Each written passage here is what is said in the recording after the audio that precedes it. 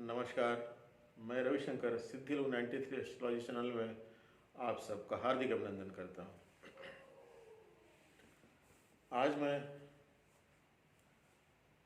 रत्न के विषय पर कुछ बताने जा रहा हूँ आप लोग को। देखिए,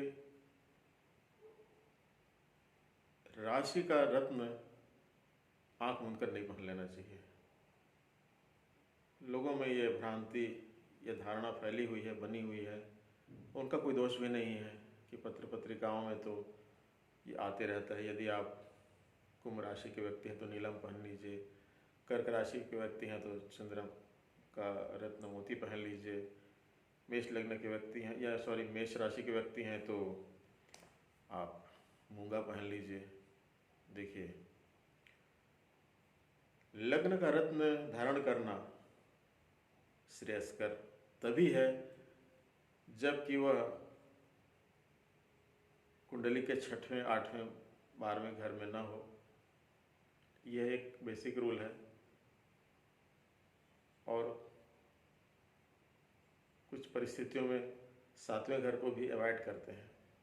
तो देखिए, आज मैं मेष लग्न वालों को कौन सा रत्न धारण करना चाहिए ये बताने जा रहा हूँ। देखिए, आपके लग्न का लॉर्ड मंगल ग्रह है। आपके 5वें भाव के स्वामी ग्रह सूर्य हैं, क्योंकि यहाँ पर लियो होते हैं सिंह राशि, और 9वें भाव में धनु राशि होती है, उसके स्वामी ग्रह जुपिटर अर्थात गुरु होते हैं। तो सबसे पहले देखते हैं कि मंगल का मूंगा और सूर्य का माणिक या बृहस्पति देव के पुखराज रत्न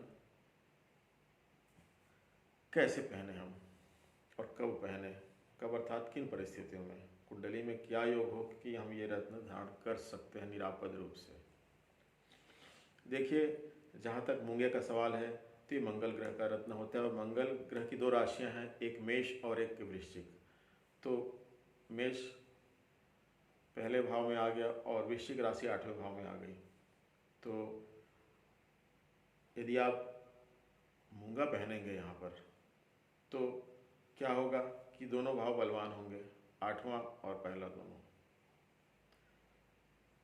तो चूंकि मंगल एक गर्म स्वभाव वाला ग्रह है, अचानक फल देता है और स्वभाव उसका उग्र है, उसमें सोचने समझने की ताकत कम रहती है, वह पावर का ज़्यादा इस्तेमाल करता है, दिमाग का कुछ कम करता है। तो यहाँ पर आपको लग्न की शुभता बढ़ानी तो ज़रूरी है, ठीक है, लेकिन 8वें भाव के शक्ति में वृद्धि हो रही है तो यह आपको परेशानी में डाल सकता है। आपका मंगल यदि आपकी कुंडली में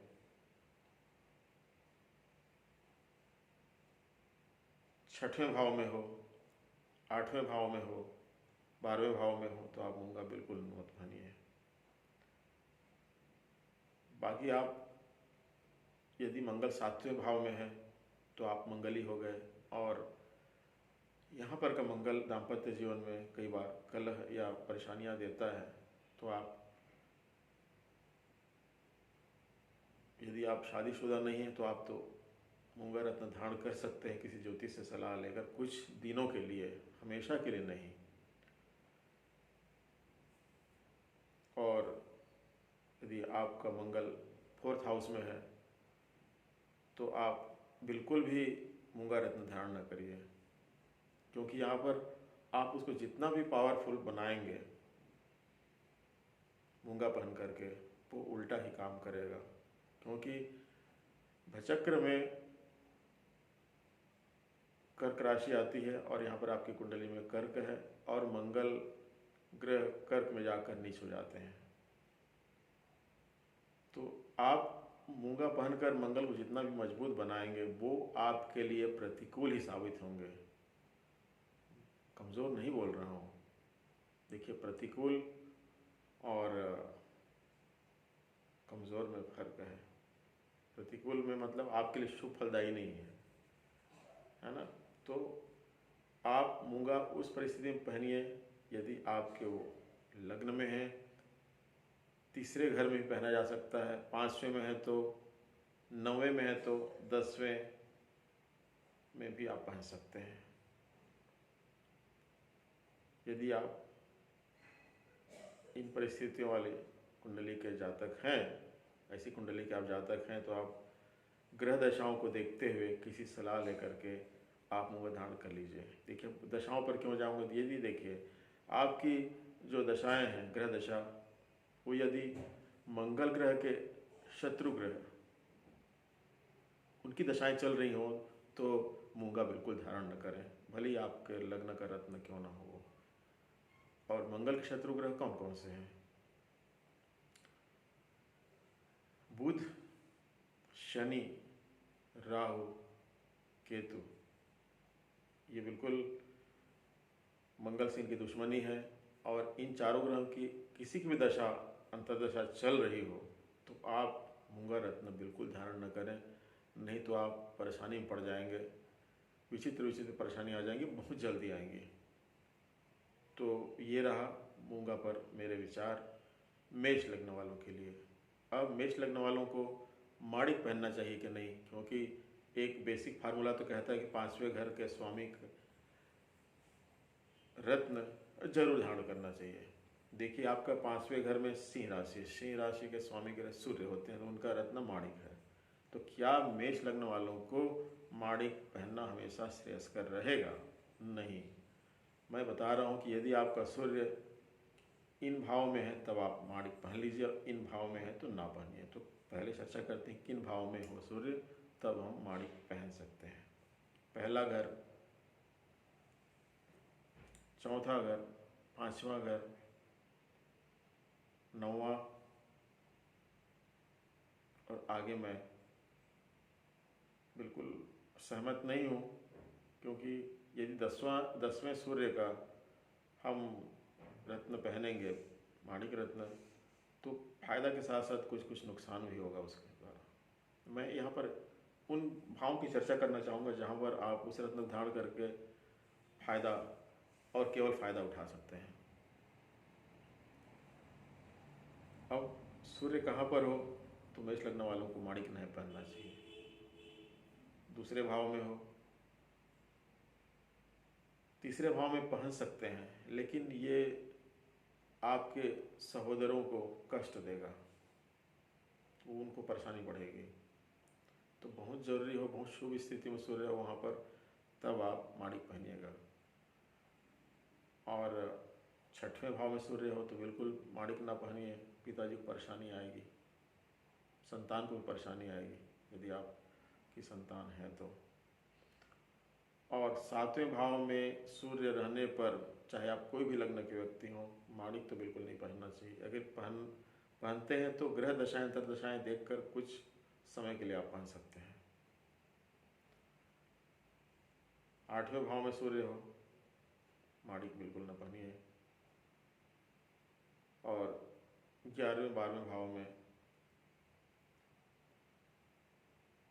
12वें में तो बिल्कुल मत पहनिए। 11वें भाव में सूर्य हो, आप मेष लग्न के हो, तो माणिक कुछ खास परिस्थितियों पर पहना जा सकता है।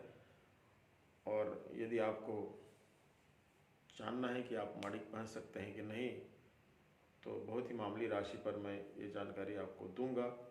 और मेरा नंबर आप लिख सकते हैं 9425201130। आप इस पे आप व्हाट्सएप मैसेज करिएगा। क्षमा चाहूँगा, मैं कॉल एंटरटेन नहीं कर पाऊँगा, क्योंकि बहुत दिन भर कॉल आते रहते हैं, तो इसमें व्यवधान उत्पन्न होता है। ये प्रीपेड सुविधा है।